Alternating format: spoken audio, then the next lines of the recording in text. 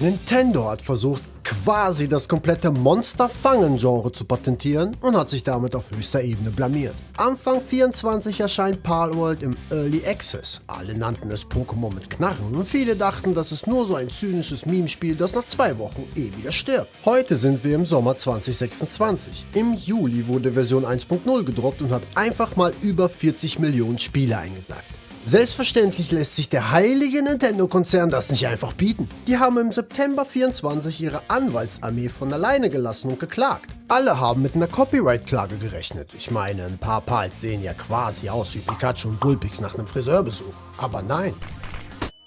Nintendo wusste anscheinend ganz genau, dass das vor Gericht zu schwammig wird, weil die Designs das Plagiat knapp vermeiden. Was macht Nintendo stattdessen? Sie ziehen die wohl schmutzigste Karte im ganzen Juristenspiel. Das Patentrecht.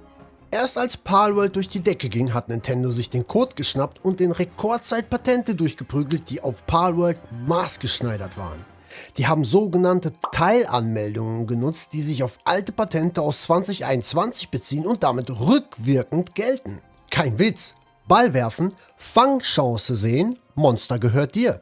Das wollten sie sich allen Ernstes als ihre persönliche Erfindung schützen lassen. Die dachten, sie könnten damit das komplette Monster-Sammelgenre für sich alleine pachten und jeden Konkurrenten juristisch platt machen. Aber Pocket Pair war echt nicht dumm.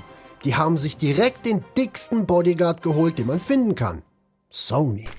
Im Sommer 24 haben sie einfach ein Joint Venture namens Palworld Entertainment gegründet, zusammen mit Sony Music und Aniplex. Mit diesem Schutzschild kann Nintendo sie nicht mehr einfach mit astronomischen Anwaltskosten ausbluten. Man wirft jetzt keine Sphäre mehr, um Pals in den Kampf zu beschwören, die ploppen einfach neben dir auf. Plötzlich hatte Nintendo im aktuellen Spielcode kein Ziel mehr, das sie verklagen konnten. Nintendo ist mit ihren maßgeschneiderten Patenten zu den Ämtern gerannt, aber sowohl das US- als auch das japanische Patentamt haben sie 2026 einfach ausgelacht und die Anträge abgelehnt. Die Prüfer haben gesagt, sorry, aber ihr habt das nicht erfunden, das ist längst bekannter Stand der Technik.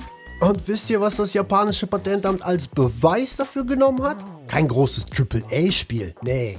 Ein verdammtes YouTube-Video von einem inoffiziellen Pokémon-Fanspiel aus dem Jahr 2013 und eine Fanmod für GTA 5, in der man Pokémon fangen konnte.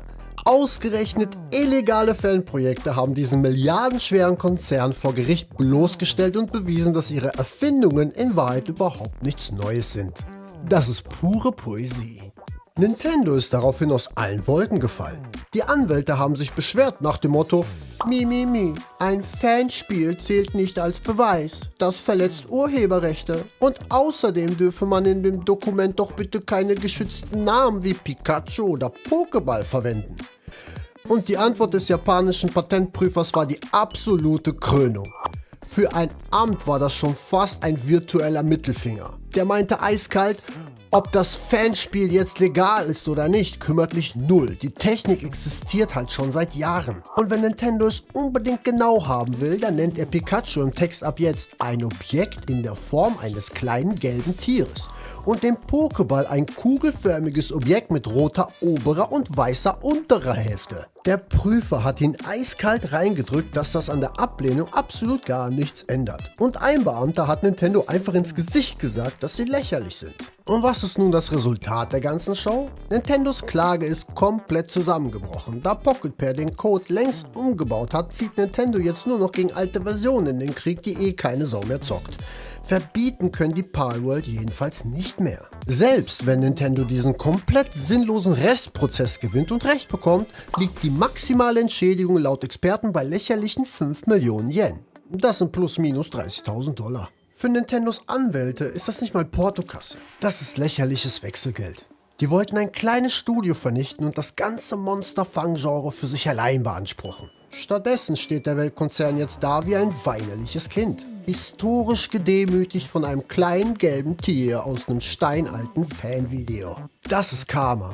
Und Schadenfreude ist auch angebracht, denn wer anderen eine Grube gräbt, fällt selbst hinein. Oder wird eben vom eigenen Patentamt öffentlich zur Lachnummer gemacht. Wenn das nächste Mal ein Riesenkonzern meint, die Gaming-Welt zu gängeln, erinnert euch einfach an das kleine gelbe Tier.